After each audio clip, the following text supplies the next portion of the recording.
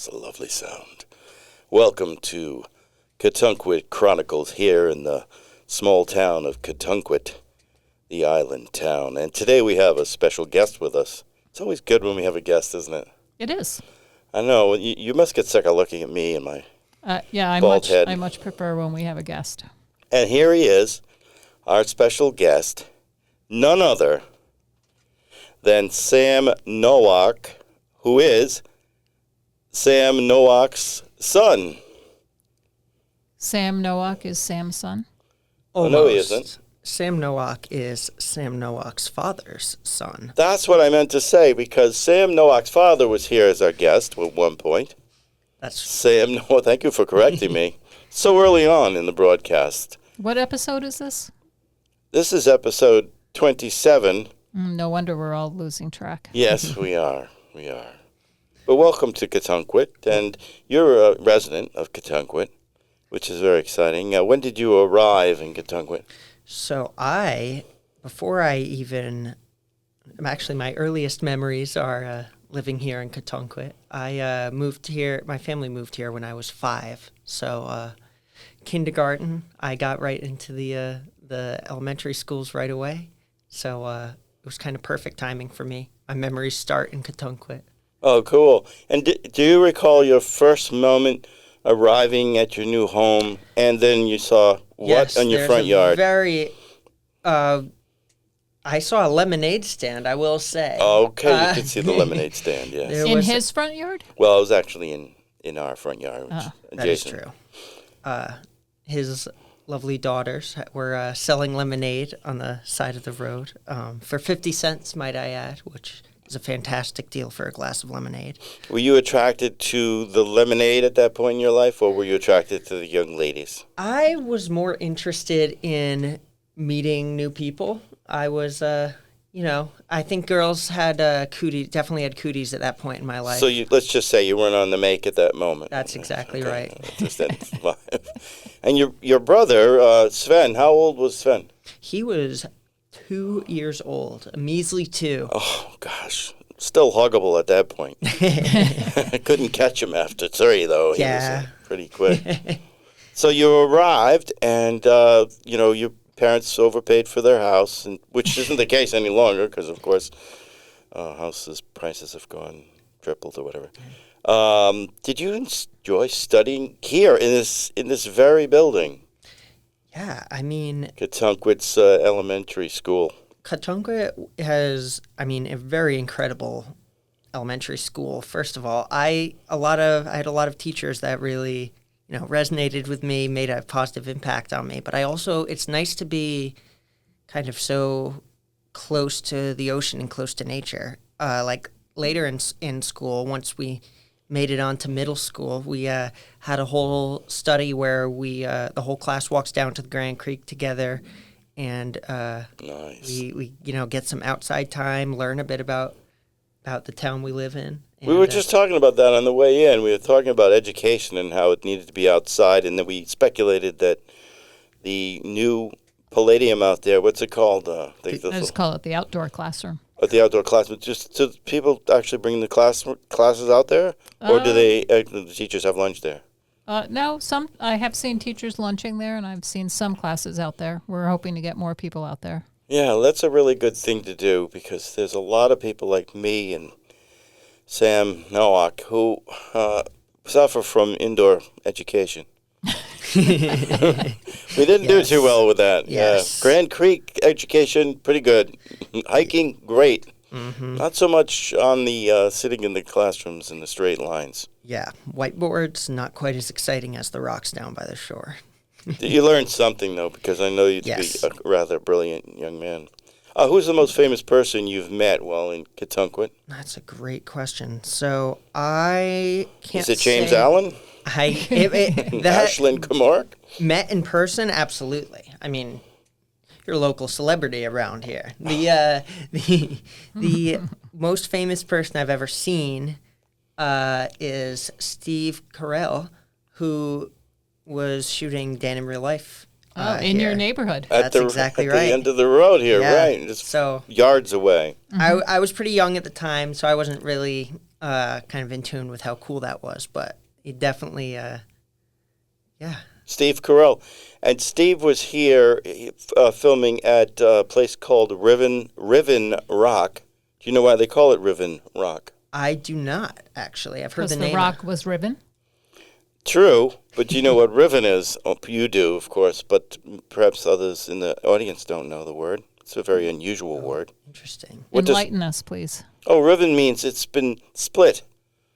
It's Riven Rock. Very nice. Yeah. I've never actually seen it, but I just know it's a very nice Yeah. area down there. Well, Did it's a you good place to watch- get stoned. I mean, I mean, Riven Rock. Did you watch the movie Dan in Real Life? I have not, actually. Oh, I, you should watch it because I think it's really funny, and obviously they do this in all movies, but if you live in the place they film and they keep driving around and you're like, no, that's not the way. They end up, you know, where they're driving down a road that is they're a dead driving end. out to Rat Tail Cove, but then they end up at the bottom of Catunquit, Maine. And you're like, that's not the way you get there. It's pretty funny. It makes you think. Well, sometimes they're traveling in your town, and then they cut, and they're actually on a road. And it's the same car, but it's actually in a different state. Yeah, it could be all Because sorts of stuff. you know, it's the magic of But it's worth movies. watching. I think it's worth watching. You know, a quick Riven Rock story, and maybe we've said this before. I don't think usually so. don't divulge any stories about fishing spots. As Very seldom. But I think you might have been on a couple of these little trips. My daughter and I, Sophie and Jesse, we were lobstering. We had a 5-pot lobster non-commercial license, and I discovered that there were, lobsters, not anymore, but there were lobsters in close to shore. I never thought that, when I was a young man, 12 or so, I was out on the ocean lobstering in deep water, and then within the bay as well. But it was always in 60, 80 feet of water. But in this case, it was like 5 feet of water or less, right off of Riven Rock. And Sophie and I picked up 60. Were you there that day? We caught 16 lobsters in one pot. I don't think I was there that day, but I remember hearing about that, and I went out with you a handful of times to that area. Your dad also, right? So we had Sam a couple Nowak's pots. father. We had a couple of pots in the water as well. And when I was younger, we would every, once or twice a week go out and check the pots, and there's a lobster or two in there. And I was the only one in my family who ate lobster, so that was pretty exciting. But Yes. the issue we ran into, or that we thought we were running into in that little secret Riven Rock area, was that people were just wading out in the water to the traps and pulling the lobsters out because it was just in like 5 feet of water. Yeah, they kind of saw. There would be no bait in the traps and also no lobsters whatsoever. You think they were eating the bait too? I hope not. I mean, that was like It could have been bottom. crabs that Now- got in and out. It's possible. If you don't break that cord, we'll be in trouble. If you were to take leave the lobsters in the pots, and you were, let's say you go on vacation for a week, and you come back, and there's only one lobster in the pot, but it's a big lobster, and everything else is like bits and pieces of lobsters. That happened a lot. That was fun. Anyway, lots of Little good times lobster there. cannibalism. the one king lobster. Yeah, they don't eat the lobster. I don't know if they eat it or not, but they definitely kill the others. I'm sure they would. Why wouldn't you at that point? Especially if you're stuck in a trap. You'd eat it. Yeah. So seeing that you're like a camping slash I don't know what you are, but you're out in the woods a lot. Like this, your new job, a seasonal job, is to work in the woods. I'm not talking the Catunquit. But the Catunquit Forest is right here. Did you know that the one? The 1 acre. Yes. Yes. Yeah, so that's 1 acre of forest. So, but you used to hang out. I guess you hang out quite a bit out in the woods. Are you an influencer? No. So I am definitely not. Actually, I get a lot of.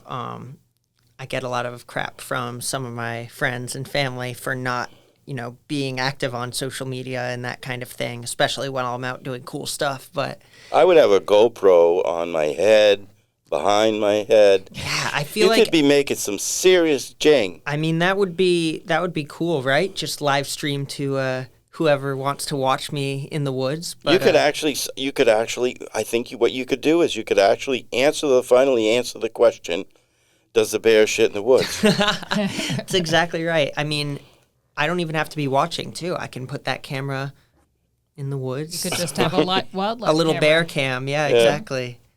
And the bear could be the influencer. What is an Salmon bear. influencer? Could anybody describe what an influencer? That didn't exist when I was younger. I think It's people that want to take pictures of themselves a lot. inconclusive, but the way I interpret that is someone who just does so much social media stuff that they're making money off of it. Okay. Well, that's the real definition. But And the what- influencing part is that, advertisers are There's a using these people to influence other people to do whatever it is or buy whatever it is. right. it's probably not a lot of advertisers out in the woods, right? No, definitely not. There was a guy who came through advertising his product. He was a total salesman. He had a bucket of these little plastic devices that he called a holy bidet, where it was a tiny piece of plastic you put in the end of a water bottle and squeeze the water bottle and it becomes like a shower. Oh, I was following somebody who did the Pacific Crest Trail, and that's what he used because otherwise he'd be having to carry the toilet paper out because over there you can't You have bury to carry toilet it with paper. you. That's right. So that was the solution. Yeah, so this guy came through, did a perfectly scripted sales pitch to us in the middle of the woods, and then handed them out.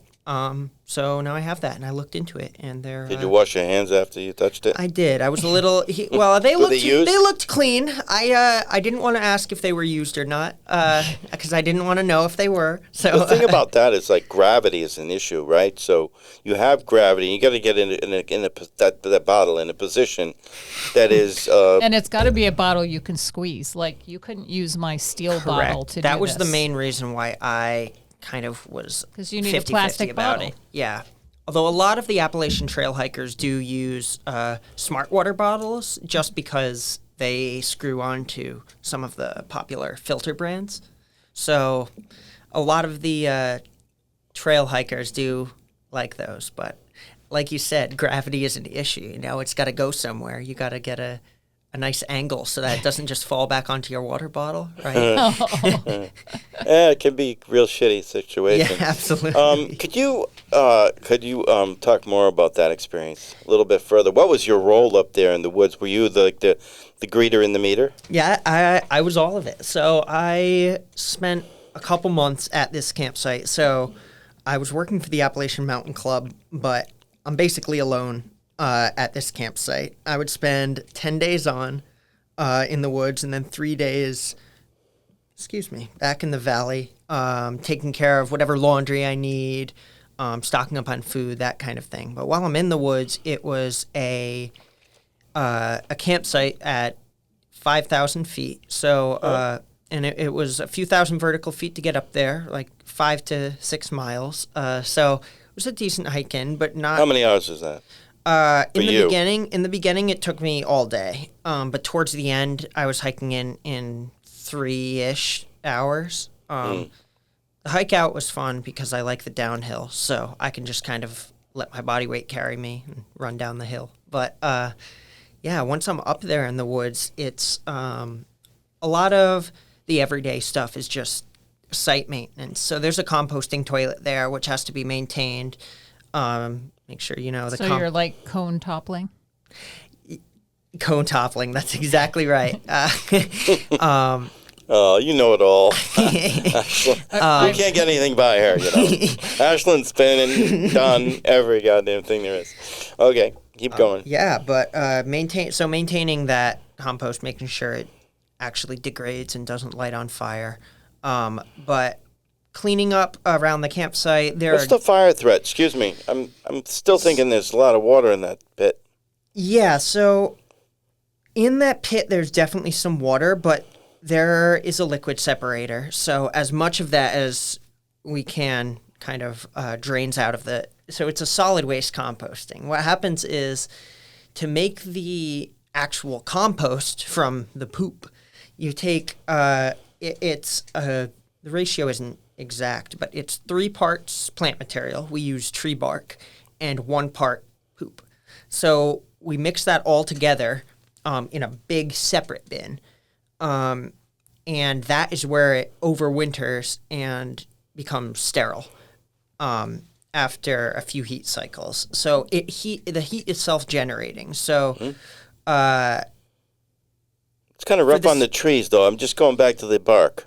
Yeah. You got to strip the trees of bark? No, not at all. So this bark all comes from waste from like paper mills and wood companies and things like that. So it's all waste. You haul that up there? No, that is the one thing we don't haul up there. They actually drop that off in a helicopter. That is cool. The most expensive maintenance item about maintaining those campsites is that helicopter flight at the beginning of the year to bring up the plant material. But if you have too much plant material in the compost, it won't even get to the proper temperature. It'll just be poop forever, or at least for a very long, unreasonable amount of time. But if you don't have enough plant material and you have just a little bit, it heats up too much. And if it's in something wooden or under something wooden, it can burn that down. So we have to be really careful about that. Is there any privacy with this particular composting toilet? Well, you have a half moon when you're using it, yeah, there's a half moon. There is a lock on the inside so that you can't get walked in on.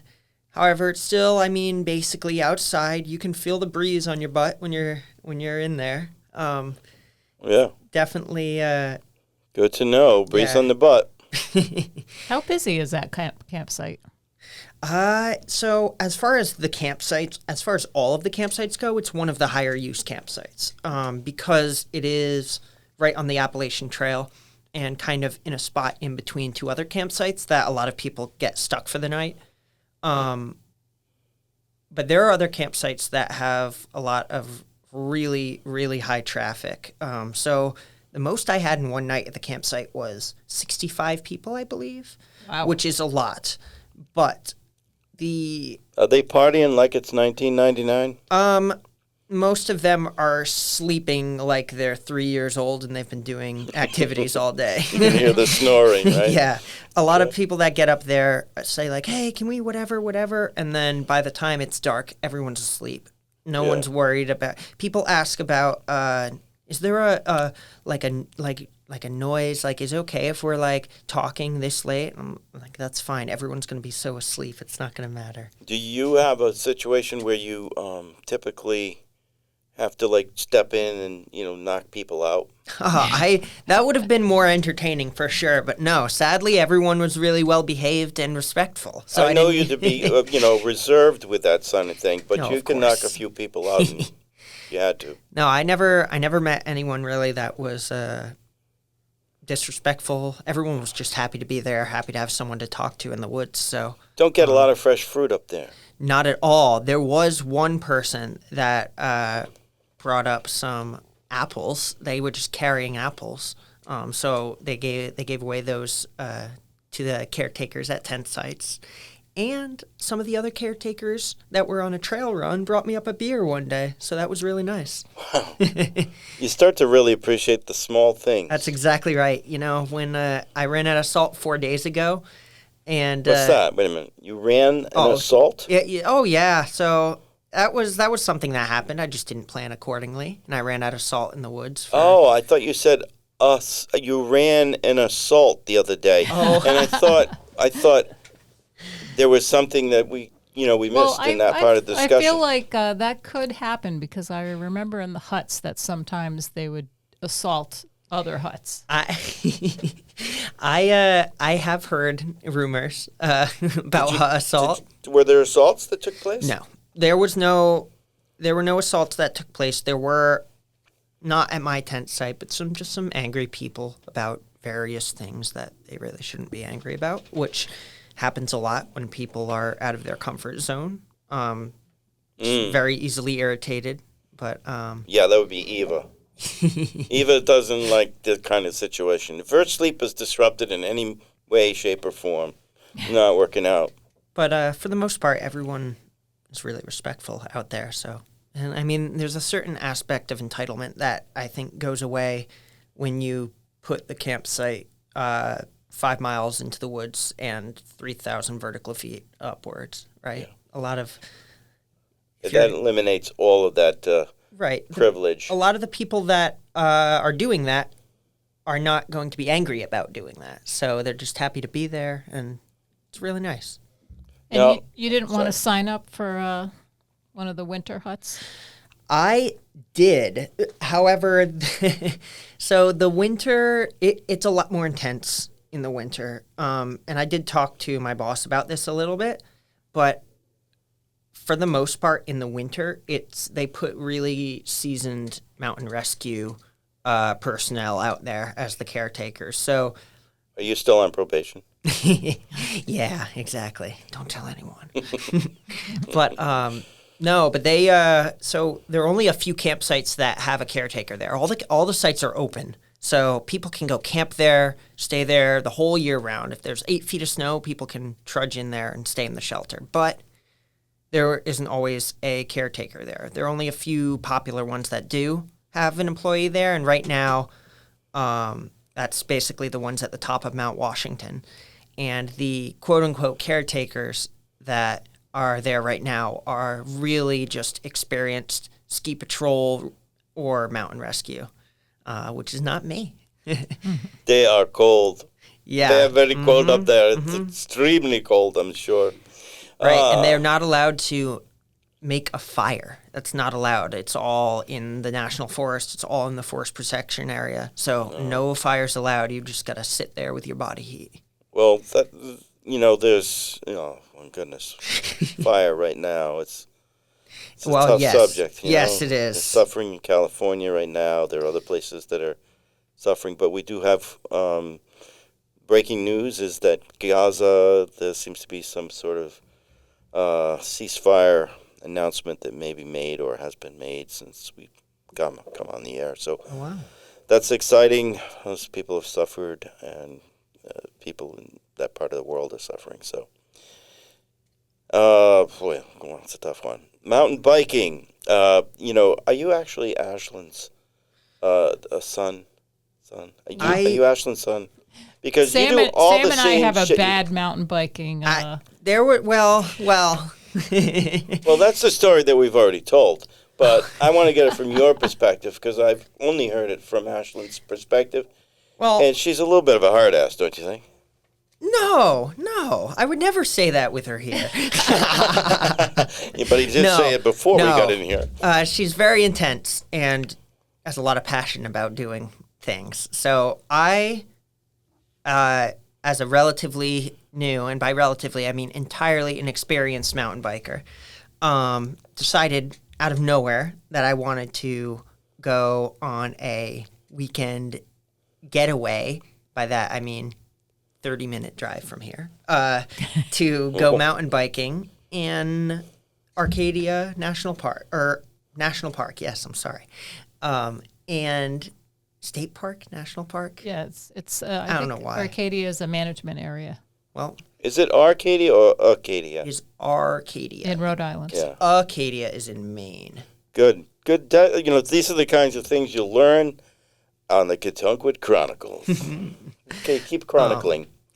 Well, we got there, and the trails were okay. And we keep going, and the trails keep getting worse the further we go into the woods.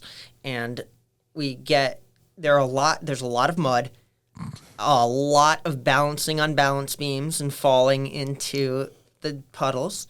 It was all going okay. And then at one point we crested a hill that had 2 to 3 feet of water on the other side, like flowing, not a puddle. It was a reservoir, like a small natural reservoir. The water level had risen and pushed through a berm. Were there leeches? It was there could have been. It had pushed through the berm and was flooding the whole trail like a flowing river down the trail. And I got there and I stopped it. kind of thinking, like, what are we going to do here? And she just kept going right through it, biking through this water, like up to the pedals in water. And I was confused, but everyone else started going as well. So I'm proud of you, Ashlyn. You are really, truly what I've always suggested Honestly, you are. at that point, the Wonder alternative was going to be like backtracking 4 miles. yeah, I mean, Oh, God forbid we don't go through a rushing reservoir with and leeches. every single person had the same exact reacted the Response, same yeah. way when they went in the water, which was, including you, Ashlyn, which was, I'm going to keep pedaling and get through this puddle while pedaling. But there was so much water that when you're at the bottom of your pedal stroke, your foot is up to your ankle in water. So everyone gets 2 pedals into the water stops the bike, and then we fall off the bike. Even you? Oh, yeah, we all. I mean, we all got we wet. all I- we all. Some hopped people, off. I think at least one person went over All the way completely in. sideways. Yeah, I'm glad that wasn't me. Nobody likes wet underwear during a bike ride. Oh, never. Don't like it at all, ever. Well, that's It's definitely fun. entertaining. That was also the day we saw I believe it was a donkey and a goat. Oh yeah, somebody brought. Was it like a donkey was and a either a goat? And they miniature horse brought or a them donkey. like you would bring your dog for a walk. Oh. Wasn't it? Maybe it was a miniature horse. It was a big van. They opened the back of the van. There was tons of hay in it, and That was really the highlight for yeah, Sam. that was pretty. Well, that was definitely one of the strangest things I've ever seen. Would you go again? Yeah, totally. Next time you'd bring what? Wetsuit. So there was a time when you were like 7 years old or something, where your parents brought you to the side of Machu Picchu or something, and you guys, like, I don't really understand how you did this, but the facility was hanging off the side of the mountain, and you stayed overnight in that while your little kids in that with your parents, and then had breakfast the next day. This is what my understanding is of it, but you were like 3,000 feet up. Is that correct? It was. I don't remember, but it was certainly thousands of feet up. Well, after 1,000 feet, It's all the It same. really was- doesn't matter. Yes, fair enough. Yeah, that was definitely one of the coolest things I've ever done. but did that lead you to this whole like world of like outdoor education, outdoor experience, outdoor influencer? I'm actually suggesting you're an influencer because you're influencing me and all the members of the Catunkwood Chronicle podcast world. Yeah, I mean, that's a great question. It's hard to say. Yeah, you were young, right? Nurture or nature.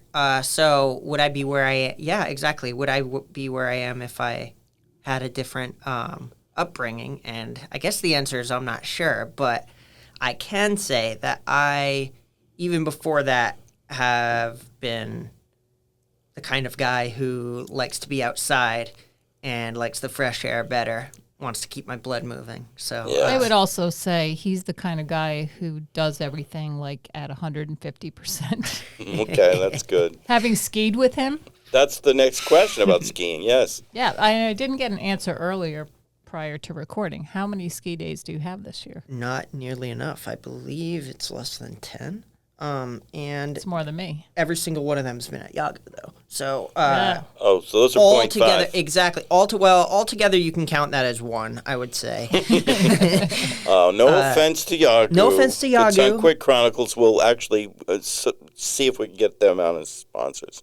That would be fun. They've actually had a few nights recently. The weather's been cold enough. Oh, absolutely. They've been doing great. They have almost everything open right now. Oh, So yeah, Which isn't which isn't that a lot hard. exactly, but it's definitely good for business, and their market is totally the novice skier and lessons.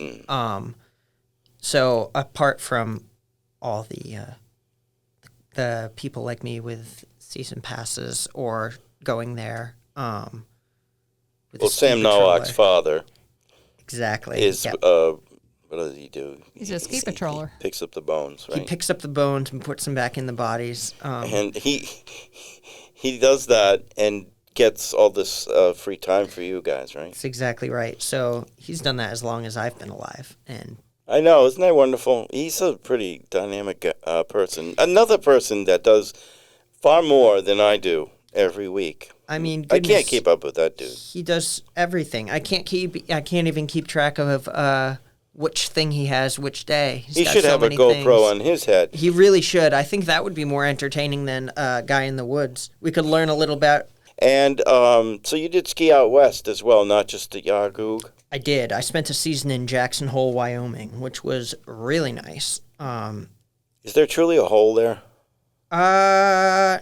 I mean, if you dig one in the snow, there is, but for the most part, it's just a mountain. So Why it's do they like call it that? it's a hole in the sky made by land. Oh, I get it. I don't know if that's true or not. You just made that up. I just on the made that spot. up right now. Yep. What was your job up there? Freezing your ass off at the thing where they, putting the people into the chairs? That's exactly right. So I will say I applied for the job of a lift operator, and I got the job of gondola operator, which turns out to be a blessing in disguise because the lift operators have to stand there and hold the chair a little bit so that it doesn't slap the people in line. So you gotta put your hands on and pull every single chair that comes by. But with the gondola, they all come into kind of this big lobby at the bottom.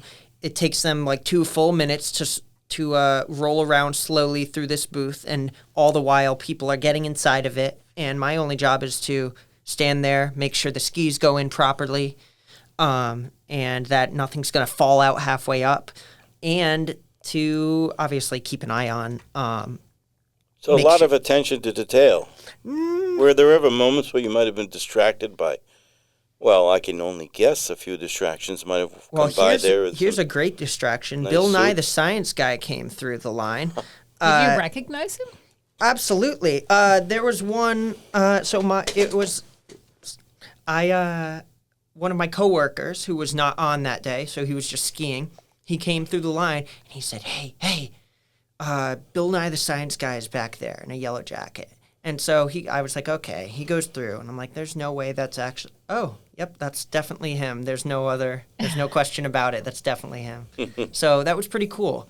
So you have met some famous people. Yes, just not on the island of Katunkwit. Oh, that's right. Specifics. But that was pretty funky. So I was probably distracted there. Hopefully nothing fell off that gondola. But there always were 3 people at the area at a time. One person helping load the skis and the people.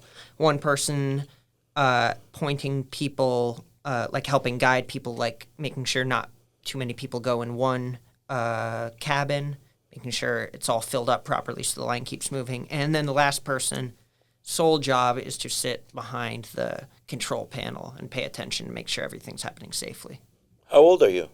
I am 24. So where do you see yourself in 5 years? That's a great question. Definitely being 29. I ideally Really good with math. Yeah, exactly. Quick, right? I mean, that was so fast. What's the square root? That's a great question. You Okay, got keep me going. with that one. Keep No, going. Finish. yeah. Sorry. I would like to be. So I really like this past summer my job with the Appalachian Mountain Club. Yeah. I would really like to continue my career with them. You know that after this experience, they're going to be calling. I hope so. Because once you hit the Katunkwit Chronicles, your name's out there. He's an I'm gonna AMC be influencer. I was going to say I'm going to be an influencer after this. I'm going to be getting sponsorship calls. They're going to. That would be exciting. You never know. Okay, so that's the sound of my seat. It is not the sound of any kind of bodily functions going on here. I did wonder. In the office. I thought it might have been your stomach growling. Oh, so those are my questions for you at this time. But did you have something you wanted to add about that? Long pause. I did have something to add about that. Let's see if I can remember. No, the one thing I will say is where I see myself is ideally I work enough for the Appalachian Mountain Club that I'll be able to do their winter stuff as well. So Like so you have regular full-time employment. right. Like this season, I've been just working here at the Oak, be just kind of waiting for the summer season because they needed the really high-level winter employees. But my my idea is that next year I'll have a little bit more tenure, a little bit more experience, and because I'm in it early enough this year, there are a handful of mountain rescue and wilderness first aid courses that I'm going to get to take through them that I didn't have the opportunity last year. So That's good. You probably have plenty of time to study up there. that's right. As you must have read a bunch of books. Did you read? Yes. So I did a lot of reading. There were a few books that I had brought and read, and there were some also that just happened to be up there, just kind of miscellaneous books about trail maintenance and things like that. So there was one time I was sitting out front on my little wooden chair reading one of those books, and someone came up and said, "Oh wow, you're really in character right now." But There's a Zen kind of thing about that. Well, there was the book, right? There's yeah. Zen of And the motorcycle, art, the art of motorcycle maintenance. But in this case, trail maintenance. That's exactly right. Yeah. Well, that's great. I mean, I think you're on an interesting path, and a path that not a lot of people are, taking unless they're hiking a lot. Yeah, and the interesting thing is I was not a strong hiker when I started this job. So it was definitely the job made me a hiker, or a job made me a strong hiker. I loved it before, obviously, which was important. But yeah, it really brought out the best in me physically. I think people must, when you were in New Hampshire? Yes, that's right. People must be disappointed when they're in New Hampshire and they're on the Appalachian Trail. Because, boy, they're so far from Appalachia. Mm-hmm. or even it goes all the way down to Florida, too. Can you imagine being in the Appalachian Trail of Florida? I thought it was Georgia. It's on my mind. Nope, you're right. You're entirely right. And I should know these things because I work. Let's just say this. Are right. It's all Georgia. I know about Florida is that it's very flat. Yes, I know there are people who talked about starting in Florida, but I think most people do start in Georgia because of how flat Florida is. Right. I do know that a lot of people are disappointed when they get to New Hampshire, but not for being far away from West Virginia. But the hiking is so much harder in the White Mountains compared to anywhere else on the trail. So people will average 14 miles a day and then get to the White Mountains and be averaging 8 miles a day. And it's, for some people, it's a really big mental setback, but it's not easy hiking. And everyone says that when they get to that part of the trail. Yeah, even it's interesting because my sister lives out on the West Coast and does a ton of hiking. And we took her up on a 3-day hut trip in the White Mountains. And she was really surprised at how difficult it was. It breaks expectations. She's like a serious outdoors person. I find that a lot of people coming from the West Coast severely underestimate. They're like, oh, it's New Hampshire. Yeah, or what I get a lot is like, oh, what's the elevation? What does it go to? It's like, oh, only 5,000 feet? Well, yes, but you're starting at 2,000 feet, and the trail's only half a mile long. So it's 5,000 vertical feet in half a mile. So good luck with that. But so it's very rocky. Very rocky. No switchbacks. It's just climbing up rocks. There's some really tough. I mean, there are some trails that you would legitimately want to be roped up for, but there are no ropes. Even I started our Appalachian Trail walk, and we started at Key West. Oh, wow. And we never got off that key. So we stayed right there. That was a good walk, though. It sounds like the most gorgeous part of the trail. Yeah, we're going to hear some trumpets now and perhaps a little wave.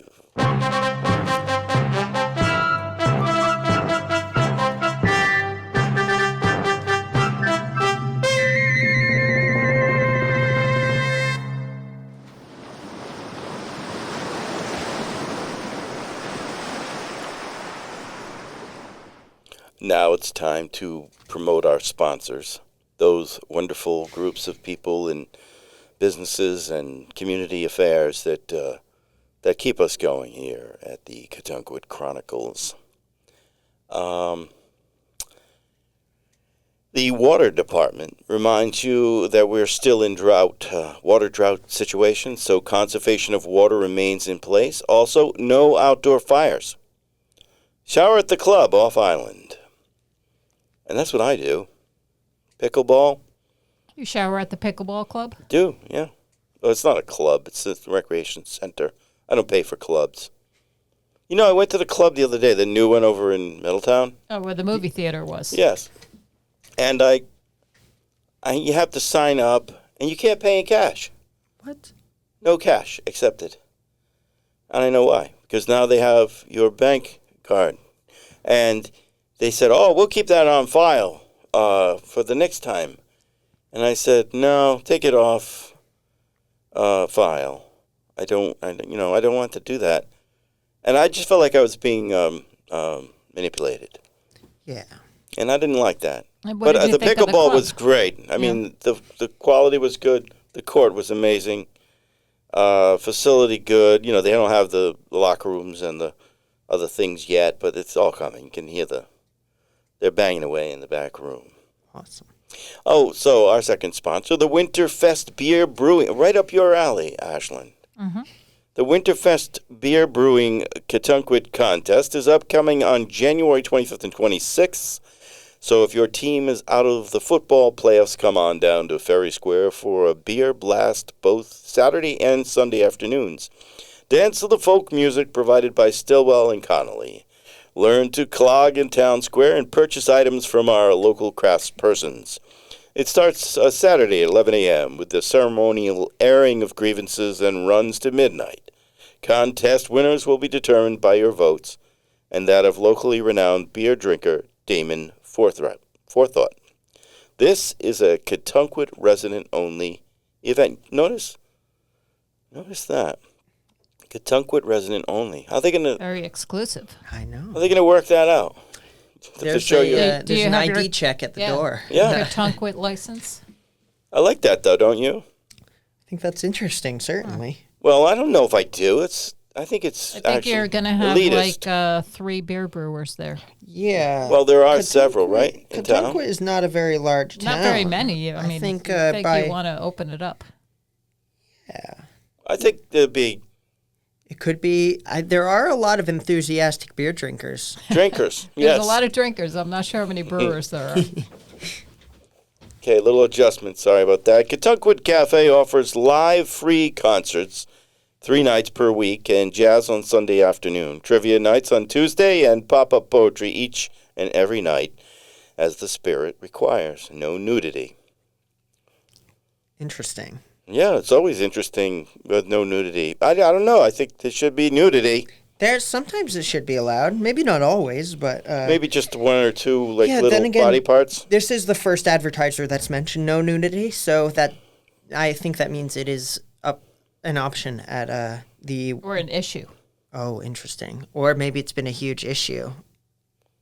I don't think we should be. I think it's just another form of expression. If we've got pop-up poetry, as Pop-up the spirit requires, You could have What pop-up if the stripping. spirit? What if the spirit requires nudity? all right. I don't know. I don't see any problem with it.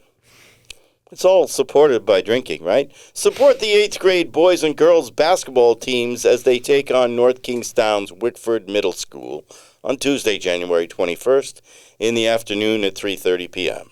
Bring your own popcorn and drinks, no nudity. Interesting. Now, that's where nudity probably, okay, let's not go with the I nudity. agree. I think yeah. But it's a bar, poetry, maybe some The nudity. spirit will never require nudity at the 8th grade boys and girls basketball games. There was nudity at the North Kingstown High School. Was it homecoming Oh, game? this was years ago. Years and This was the years ago. year or two before I entered high school, so I didn't get to experience it. But I heard it was very amusing. You could have actually brought on some nudity yourself if you were there and you were in high school. I would have. I mean, I didn't even have to be in high school. I just had to be there. So could True. have been. It could have been an experience, but it didn't happen for you. Thomas Ben Realty is seeking new listings and staff members for a new realty company in town. Whether you have raw land, a house, or an apartment to rent, or just inquiring about future real estate deals, at Thomas Ben Realty, you can cut a deal with respected brokers that care about your future. Come on down to Thomas Ben Realty, shoot some hoops, drive a golf ball into our golf simulator screen, and address your real estate concerns at the same time. We put the sport back into finding or selling a home. I like this idea, don't you? Yeah, that's interesting. What exactly is raw land? It's land that's not been it's the land that doesn't have that composting toilet on it. Entirely undeveloped. Yeah. There's never been a house there. That's kind of a strange There's no expression, though. Like foundation. when I hear raw land, my mind went to ground beef. Interesting. Very interesting. I like the way you're thinking now. I do. Ashland, we're training you. We're training you to think entirely differently. For those of you that enjoyed jumping into the ocean on January 1st, the Canadian Geese, a loosely formed plunge group, is plunging into the icy ocean water each and every Saturday of the year. Join us for 52 plunges in the new year, and we'll treat you to a goose-down vest embroidered with the Canadian flag at the breast. No nudity.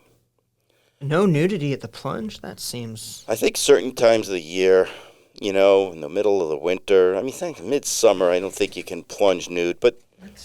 That's when it's the hottest. Middle of winter, when everything's, the skin is tight. I would rather sunbathe nude in the summer. I now understand, though, the logic you're going for. Oh my God, I've got to watch what I'm saying here. The tensile strength of the skin, contraction with the cold brings out a certain level of interest for the nudity. But there's no nudity, nevertheless. It's not allowed. Exactly. You can think about it all. There we have it.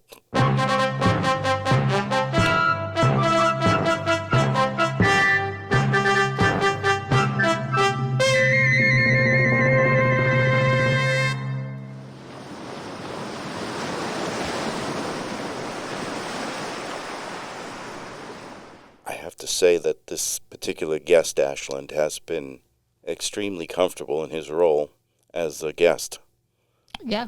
I really believe that you've done a fine job. I'm not just pumping you up here. You've been eloquent in everything you've said, and you certainly know how to enjoy a discussion. Well, thank you. Hopefully I'm not too comfortable. Let's put you on edge. Never get rid of him. This will put you on edge. This next question, is it bullshit or is it not? Okay, so this is me. I'm the I in this piece. I was camping while in Webelos, part of the Boy Scouts that provides scouting opportunities to children younger than scouting age. Isn't that like the worst name for a group of young scouts? Webelos. But that's what it was. Let's go back over that again. I was camping while in the Webelos. It's Webelos, just for those of you that were concerned, as part of the Boy Scouts that provides scouting opportunities to children younger than scouting age. I'm 8 years old. My father's on the trip as a chaperone. Doesn't want to be there, as he stated. I did all my camping and sleeping on the ground from the summer of 1944, from Utah Beach to the coldest winter in Europe in history, barring the little ice age, ending up in Berlin. My camping days are over. But he went anyway. The day is great, setting up a camping on the edge of the freshwater stream. That evening, I find some sassafras and make tea over an open fire, and we're all sitting around a fire, kind of civilized, like young kids drinking tea.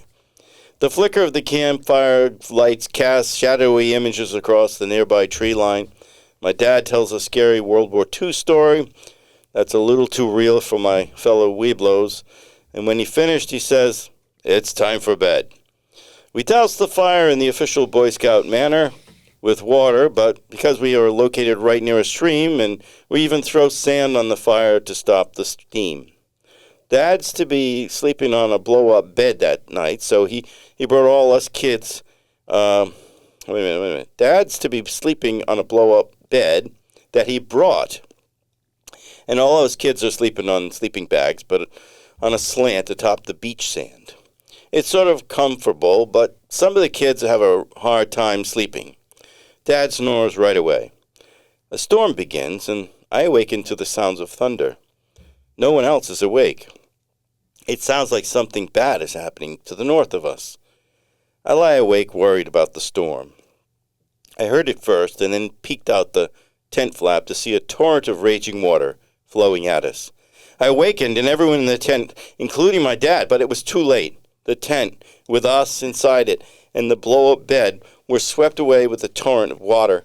Kids were screaming. My father releases us from the tent by cutting the fabric with his knife and gets everyone on the bed turned into a raft as we're swept downstream as flashes of lightning bang around us in each bank. My troop survived, but lots of kids were hurt. No one drowned. My father never volunteered again. Is it true, or is it bullshit? Sam, you're the guest. That is a very interesting story. It's a camping story, too. It is. I'm weighing in my mind, is that something that I think happened or not? And I hope I'm not making a fool of myself, but I believe that is... Too late for that. Oh, I know. I believe that is bullshit. Is it bullshit or not, Ashlyn Gamork? I'm going to bet that this has a little bit of truth to it, and it's like the 8-year-old's version. Like if Sam was 8 when he came mountain biking with us and he retold the story, now the water would be chest deep instead of ankle deep. That's interesting. So as it is written, it's bullshit. Both of you are correct. It is bullshit. Oh. Except the part about my father never camping again. Not after wanting to taking you. camp. He did take us. We did go on this thing. We did have sassafras tea that I found and looked up in my book and made with river water. However, the part about being swept away was incorrect. So, but my father did never volunteer again for that. Oh, really? Yeah. He was a good volunteer. Don't get me wrong, but a little bit too much. He had certain things he just didn't want to do anymore, and Camping he made it was clear. One of them. Camping with the Weeblos was not his thing. All right, so who has a bullshit or not? I just have a quick Boy Scout related one. So, in 2003, at the Fort Perry Boy Scout Jamboree thing, like the Katunkwit Boy Scouts all get together, all the different troops and ages and whatever, and they go to Fort Getty and light a fire and spend the night camping there. And in 2003, as they did at every jamboree where they had like a knowledge test, the highest score was achieved by the friend of one of the younger sisters, who was not a Boy Scout, or a Girl Scout for that matter. And she had the highest score, beating out all of the Boy Scouts. Was her name Ashlyn Gamork? No, it was 2003. Oh, you are young, but not that young. Anyway, is it bullshit or not? My knee-jerk reaction is not.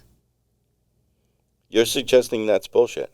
No, I'm suggesting that is not bullshit. That is true. True. Okay, state your claim. I might add that this kid was 8 years old also.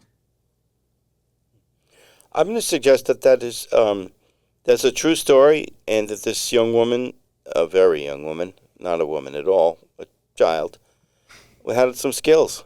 Yeah, I'm going to go with skills. I'm going to say that because I want to believe it. You know what I mean? I really want that to be the case. And I've witnessed the same thing in sport. It is true. It is true, yes. Awesome. It's lovely to know. Not surprising. Good. And do you have a bullshit story? Well, it might not be bullshit. However, I do Too have clever a for story. me. There is across the island, or across the bay from Katunquit, there is a small island with a small lighthouse, all of which is uninhabited. Rose and- Island. Rose Island. Is it Rose Island? No. Not. It Oh, is No. Oh, this lighthouse. Yeah, that's Dutch Island. Dutch That's Island. Dutch Island. Yeah. I was going the other way. So, We refer to that as Dutch Island. Do understood. you know why? As far as I understand, when in colonial days it was a Dutch trading post. I don't know if that's correct or not, or if that's just a tall tale. We're relying on you, man. Alrighty, I'm gonna go with that is correct. Sometimes you know some shit. No, from what I understand, it was used as a Dutch trading post in colonial days. But Would they trade clogs and shit like that? Tulips, and clogs. I wonder. Wooden shoes. But That's not fair. All right, The look- Dutch were great traders. Finish your story. we used to kayak there occasionally, me and my friends, just to hang out, explore for the day, maybe a little bit of fishing, maybe a little bit of clamming. But there was one day we get halfway across the bay, right into the middle of the channel, and we noticed one of the kayaks is taking on water.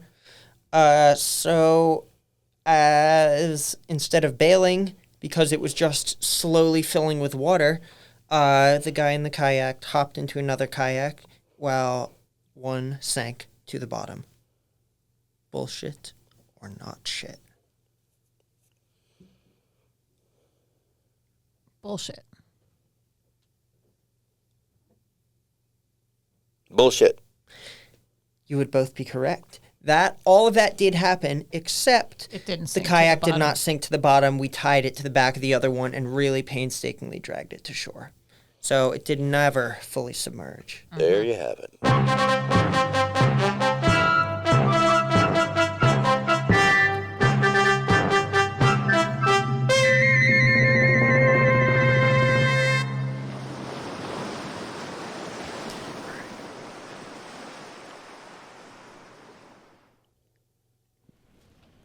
Full disclosure, the next segment has been pre-recorded. Roving reporter James Allen on the road in Katunquit.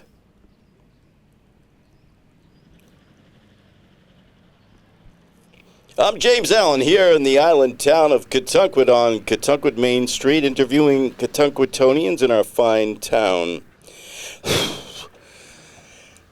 Across the street and see if Damon Forthright will speak to me. Jeez, this is recording equipment. It's old. It's wicked heavy. Damon, D, it's me, James. Come on. You know me.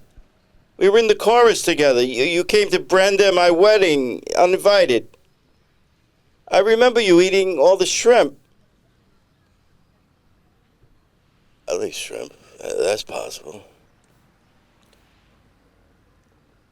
You don't remember Eva Waveton, Eva Allen, and me, James Allen? Yeah, Eva. Yeah, Eva's a smart gal, good dancer. That's her? No, I don't remember the wedding. It was 30 years ago. Is this going to take long? The Celtics have made a comeback. I just came out here for a cigarette. You, too, are a fine dancer. You danced to the song Cool Jerk, and you had everyone on the dance floor pulling an imaginary clam rake to the music. It was a highlight for me. I do remember that. I slept in the cemetery that night. I used to get drunk and sleep in the cemetery on hot summer nights. It was hot that day. Had a scorcher. I was an hour and a half late. Eva should have married me. I was on time. You weren't even invited. You mentioned that already. I should have been invited. I worked clamming on Ohio Ledge with you for years, for 4 years, right beside you, next boat over. I towed you in one day. Yeah, you did. This won't take long. What is the zaniest experience you've had here in Kentucky? I don't know, zany. Maybe the time I was in the charity golf tournament. You were playing too. I know. Where you going with this? I was in a foursome with Buzzy, Tony DeFalco, Carmen DeSquarez, and I'm in a golf cart with Buzzy. We're drinking. Well, we always drinking. What was it like 12 years ago? 13. I remember because we were raising money for the new fire station renovation. Anyway, go on. Whatever. It was. So Buzzy's pissing me off, like he always did. God rest his soul. And we're on the 8th hole, the toughest hole in the course, and even though we're both placid, we're doing okay. 6 under for the foursome. There's a bench. We could win this thing, right? There's a bench with his name on it. Where he died. Where he died there. I can't remember when he said, but anyway, he was busting my balls. And can I say balls? Say whatever you want. Buzzy cracks a joke, and I'm in the butt of the joke. I'm in the butt of the joke. So I pissed me off while we were waiting to move to the 9th tee box, and while we're sitting in the carts, all 4 of us. So I'm driving the cart and drinking Narragansett. I drink a lot of Narragansett, and I go real fast. I mean, too fast, and I purposely drive the cart into the patch of the thorns and the blackberry bushes, behind the first hole, adjacent to the 9th blue tee box, And just before it goes in the bushes, I bail out. And Buzzy's not knowing what's going on, and of course he stays in the cart. Did he get hurt? He got all scraped up, and we thought it was worse than it was because the blackberries were ripe, and he was wearing a white Adidas shirt, which was trashed. Buzzy he just must have killed you after that. No, that man was a saint. He stripes a drive about 260, hits a wedge shot within 3 feet, and he sunk the putt. We won the golf tournament. Never changed his shirt. We got so drunk we walked home. I forgot my clothes at the course. That Buzzy was a great guy. You could have blinded him. Maybe, but the point is we won the tournament. We won the golf tournament. No one cared. Jane, I'll get to you in a minute. Give me a minute. So Damon, did you remain friends with Buzzy? Man was a saint. He owned a bar and a pizza place, I'm not the only one that loved him. I knew Buzzy. Anything left to say, Damon? Yeah. Buzzy was at your wedding. And he was invited. Jane Melanchik has been waiting patiently. Jane, let's walk and talk down to the marina.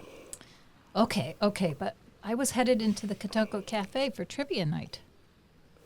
Is that you, James? It is. I haven't seen you since high school. What the hell are you doing? You working for the Projo or something? Hey, it's my turn. I've been waiting. It's my turn. I couldn't get anyone to speak with me, and now everyone wants to talk. There's a crowd here. Everyone will have to have a turn. Just wait, everyone. I'm here with Jane Melanchik, who serves as a member of the Kentucky School Committee. Boring. Public service. It's important stuff. I know, but frankly, off the record, I get more out of trivia night than being on the damn school committee. For the record, there's no off the record.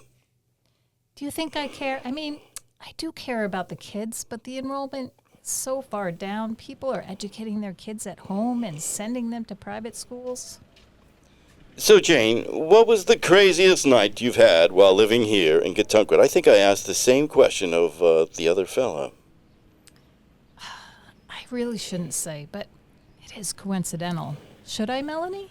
You go for it, girl. I'm not sure which one. Which one you're thinking of?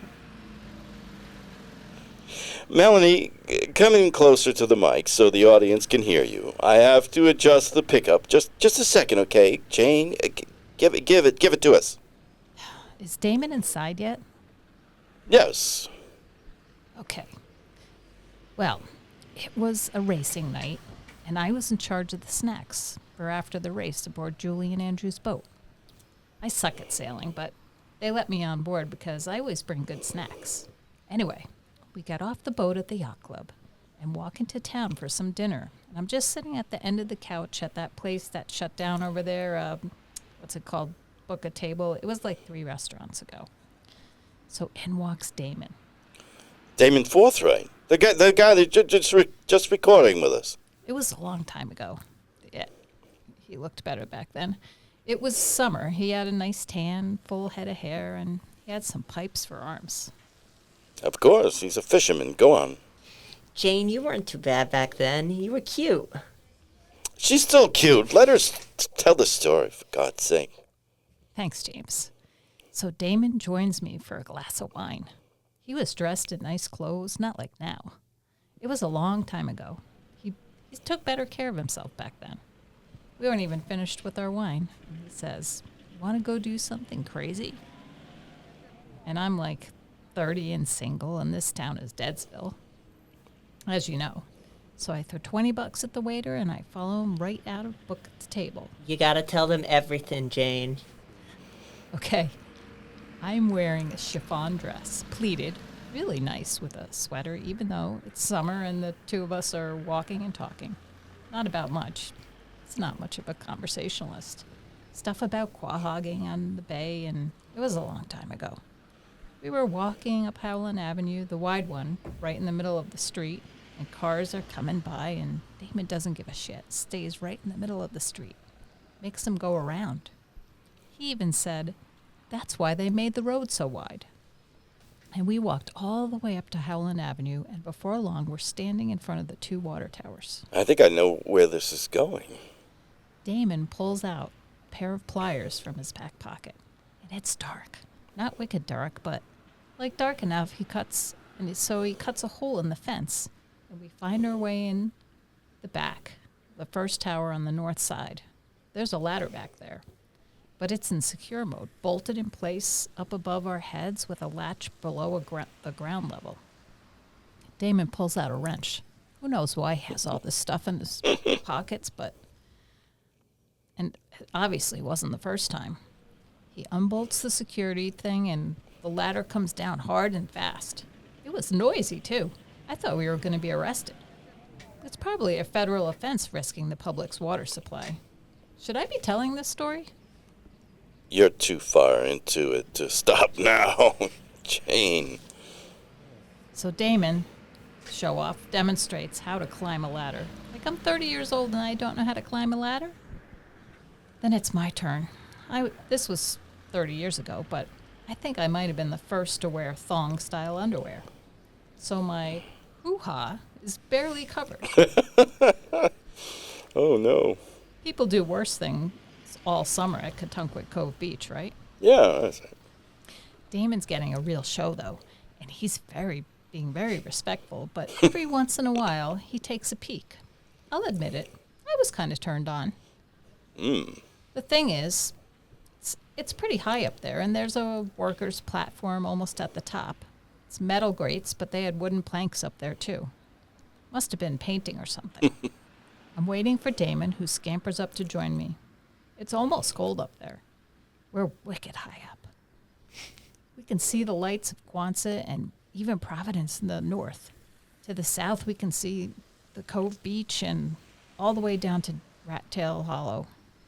And even some tuna boats off near Block Island. Damon puts his arms around me. He pulls me in with those Popeye forearms, and I can see a glistening in his eye.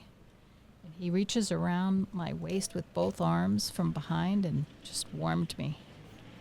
Mile High Club. Ah, Jane. You gotta tell him, Jane. Never felt anything like that in my life. For that half hour, I was in love like never before.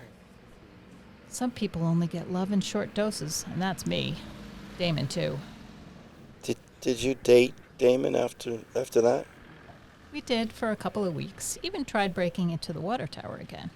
When he saw the newly installed cameras, Damon put away his tools. It was never the same again. I don't mean just with Damon. You tell me, you never loved anyone again? Of course. But I have that memory, and he has that memory. I don't know. Maybe he has that memory with a lot of women. I don't really care. I think it was special, and I feel that he does too. Do you talk to him now?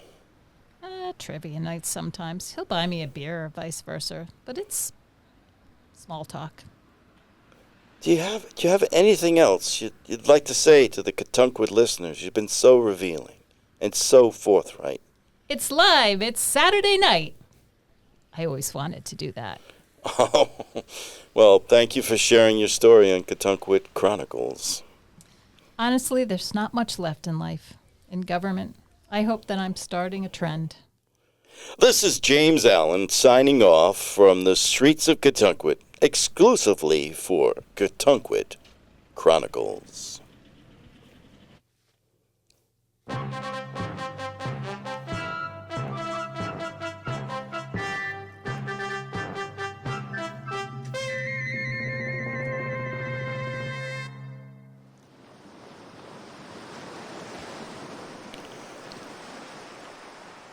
I don't know, but that was cool to be out on the streets with the folks in the community, just getting the raw footage. I mean, when you're not footage, what is it? It's not tape anymore. What is it? The recording. You could say the raw audio. The raw audio. Yeah, and it was raw. It was. There was some rawness to it. I mean, there weren't any details, that were leading us to believe that there was conception. We could air that on television, live. For sure, now we could. Maybe not in the 50s. But I was so pleased that, when you're out there, you never know what you're going to get, right? And then Jane, she just came forward, Melanchik, and she just told this wonderful story. And, of course, it was TMI. nice. It was a little more information. But it was really nice. It was zany, though. It was zany for her to jump out there and do that with Damon. Absolutely. Yeah. And, forthright, he was pretty cool. I mean, he obviously had a few Narragansetts already, and he was just out there having a smoke, right? So I kind of caught him at a bad moment. But I always felt like I had a good relationship with him, but I could see that he felt the need to be at even my wedding. He was really upset about the wedding. But he was. He really was. Yeah. And a long time. And there was in this piece, these recordings, there was nudity. Yeah, there sure was. There was implied nudity. Implied nudity. Oh, true. We don't really know what Jane and Damon did, but I think she felt something special, and I think he did too. And I'm going to think the best of Damon and think that he didn't do that with other women, that was just this one special time. Have you been to the top of the water tower? I've climbed to water towers, but to the first segment and then chickened. I don't really think that that's a good thing that we should be reporting. I have never climbed in like an actual water tower. No, I'm talking about the Katunkwit water towers. No. Yeah, they're Has definitely anybody two. done that? They're definitely I don't two know anybody. No, I don't want view. anybody to do that. And we should just, full disclaimer, do not do the water tower climbing. You will get in trouble. You could fall and die. My father will have to come rescue you like a cat in a tree. Yeah, that's right. So the final commentary, Sam Nock, on your first visit to the Katunkwit Chronicles. Well, this was an amazing experience. It's I've got a lot of stuff to share about our wonderful town, and so I'm happy to be invited on here. Yes. Well, we were happy to have had you visit. Sam was a great guest. I think he's very, very bright, and and personable. And, and for those that are out there that might be interested, he's a good-looking guy, too. Or if you happen to run, a mountain hut somewhere and need somebody in a That's pinch. exactly right. It's true, too. You can reach us at, what's our email address? And It's catunquitchronicles@gmail.com. That's we'll put you in touch with CATUNQUIT chronicles@gmail.com. I have to say that. So that's where we have that. We're going to hear some trumpets.